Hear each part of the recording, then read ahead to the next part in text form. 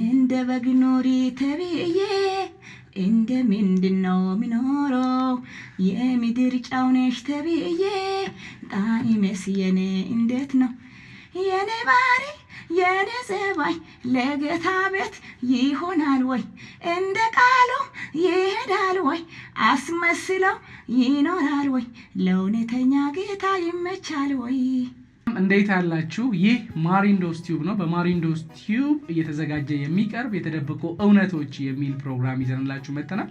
በዚህ በማሪንዶስ ቲዩብ የተለያዩ ዘውግ ያላቸው ፕሮግራሞች የሚተላለፉ ይሆናል ማለት ነው። ፖለቲካ የሚያጣቅሱ እንዲሁም ደግሞ መዝናኛን እንዲሁም ደግሞ ሃይማኖት ጋር የተያያዙ የተለያዩ ፕሮግራሞች ይቀርባሉ። ከዛ መሃል አንዱ ፕሮግራም የተደበቁ እውነቶች በሰው ውስጥ ያሉ ያልተሰሙ ለህዝብ ያልደረሱ እውነቶችን አውጥተን የምናሳይበት ፕሮግራም ነው ማለት ነው። ዛሬ አንድ ድንቅ እንግዳ ይዘን ቀርበናል።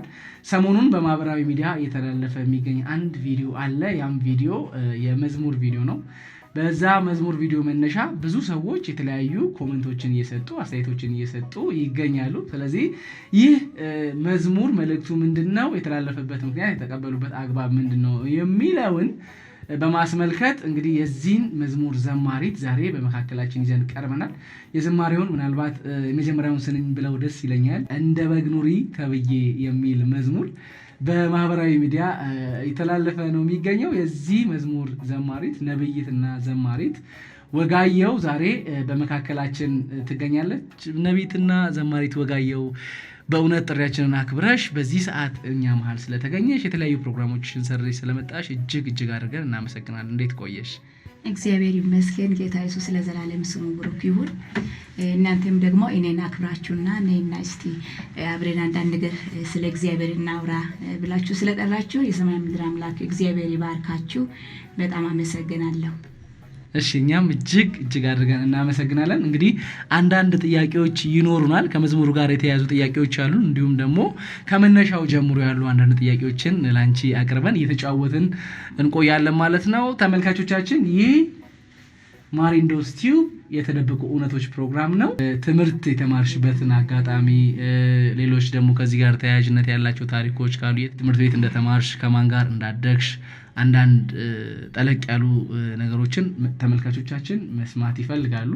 ማናት ይህንን መዝሙር የዘመረችው የሚለውን በደንብ ማወቅ ስለሚፈልጉ ከታሪክሽ ተነስተው፣ ስለዚህ አስተዳደግሽን በደንብ አድርገሽ ገለጥ አድርገሽ ብትነግሪን። እሺ፣ እንድናገር እድል ስለሰጣችሁኝ አመሰግናለሁ። ወደዚህ ቦታ መጥቼ እኔ ማወራው የኔ የሆነ ነገር አይኖረኝም። እግዚአብሔር እየሰራውን የእግዚአብሔርን ቅድስና የእግዚአብሔርን ጻድቅነትና የእግዚአብሔርን መልካምነት ነው ላውራ የምንፈልገው እና እኔ ከዛ ቦታ ከቦሮዳ የሚባልበት አያቶቼ ነበሩ የሚያሳድጉት እና የሚያሳድጉ አያቶች ደግሞ እኛን ሲያሳድጉ የወለደን ወላድ አባታችን ወደ አርባ ምንጭ ወሰደ። አያታችን እጅ ነበርን፣ ወደ አርባ ምንጭ ወሰደ። አርባ ምንጭ እኛ የራሱ የሱ ቤት ነበረ። በሱ ቤት እያደግን እኛን እያሳደገ ነበር። አጋጣሚ እንግዲህ የዕለት ግጭት ይሁን ምንም ብዙ ባላቅም በልጅነት ሆነን እናታችን ደግሞ ወደ ቤተሰቦቻቸው ሄደች። እሷ ወደ ቤተሰቦቿ ስትሄድ እኛን በቤቱ ቁጭ አረገ። እኛ ደግሞ በቤቱ እያለን ከሰፈር ወደዛ ከብሮዳ አካባቢ አባቴ ታሟል የሚል መልእክት መጣ። ከዛ እዛን ጊዜ ስልክም የለም፣ ሰዎች መጥተው ይነግራሉ። ከዛ ተነገረውና እሱ ደግሞ ለጎረቤት ሰዎች እኛን አደራ ይሰጥና አባቴ ወደ አያቴ ሄደ ጥየቃ ማለት ነው። እሱን ለመጠየቅ አንድ ራሱ ነውና እሱ ጥየቃ ደኛ ልጆችንን በጣም ልጆችንንና በዛ ልክ ነበረ። ከዛ በዛ ቦታ እኛ ስንኖር ጎረቤቶቻችን አደራ የተቀበሉት አባቴ አጋጣሚ አባቱን ለማየት በሌለበት እሱ አረፈ። ጎረቤት ሰዎች ለኛ አልነገሩም። እኔ ኮንኩ የሆነ በአርባ ምንጭ ላይ አሁን ጫኖ የሚባል ሰፈር አለ፣ እዛ ጋር ቤት አለውና ቤቱ ስንሄድ ፌስታል በሙዝ ፌስታል አሲዞኝ እኔን ትዝ ይለኛል ዋናው ካምፓስ በር ላይ አስቀመጡ።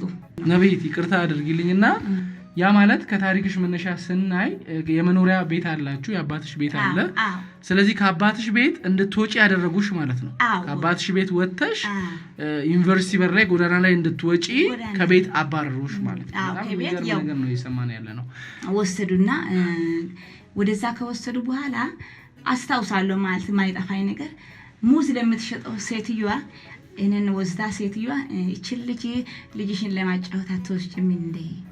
ከዛ ስለ ሴትዮዋ ደግሞ ያው እኔን አይ ሙዝ እኔ እሷ ልጅን ታሳድጋለች ወይስ እኔ እሷን አሳድጋለሁ? እቺ ምን ታደርጋለች ብለ አይ ቢያንስ እንኳን እጇን ያጨበጨበች ልጅሽን ብታጫወት በማለት እኔን በቃ ወደ አርባ ምንጭ ከተማ አስገባችኝ።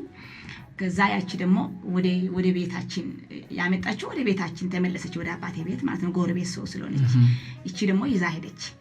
ከዛ በኋላ በራሷ ቤት እኔ ከሷ ጋር ስቆይ እንደገና የሆነ ቦታ መጣው። በመጣውበት ቦታ ላይ እዛው ሆነ አርባ ምንጭ ላይ ጥሩ መንፈሳዊ በጣም መንፈሳዊ አባት አለው አቶ ማርደኪዮስ ጌሎ የሚባሉ ዶክተር በኃይሉ ማርደኪዮስ እሱ ቤት ገባው። እነሱ ቤት እየኖርኩኝ እያደግኩኝ እነሱ ጋር ነበርኩኝ ማለት ነው። እና ብዙ የመንፈሳዊ ያው የእግዚአብሔር ጸጋ የቤታቸው ነበረ እና ብዙ እንዲሁም አጋንንትም ከቤተሰብም ከምንም የመጣ ችግር ነበረ። እነሱ ደግሞ ያው እኔን ወስደው ጸለይ እንዲሁም ቅባት ራሱ እኔ እግዚአብሔር የቀባኝ በኃይሉ ማርደኪዮስ እጅ ላይ ነው ማለት ነው። አባቴን ፍለጋ ወደ ተወኩበት ቤት መጣው። ስመጣ አሁንም ሰውየው የኔ አባት ሳይመጣ ሲቀር ጎረቤቶች አንቺ እኔ አንቺን እሱ ከመጣ ያለሽበት ሄዶ ይወስዳል አልተባልሽም እንዴ? አንቺ ለምን መጣሽ አሉ። ከዛ እኔ እሺ ብዬ እንደገና ተመለስኩኝ ማለት ነው። ተመልሼ እሱ ጋር ሳይሆን ሌላ ሰው ጋር መኖር ጀምሬ ረጅም ጊዜ ቆየሁ። 1-2 ዓመት ይሞላል ይመስለኛል። እዛ ከቆየሁ በኋላ ሄድኩኝ። ተነስቼ ወደ ቦሮዳ ነው የሚሄደው። ቦሮዳ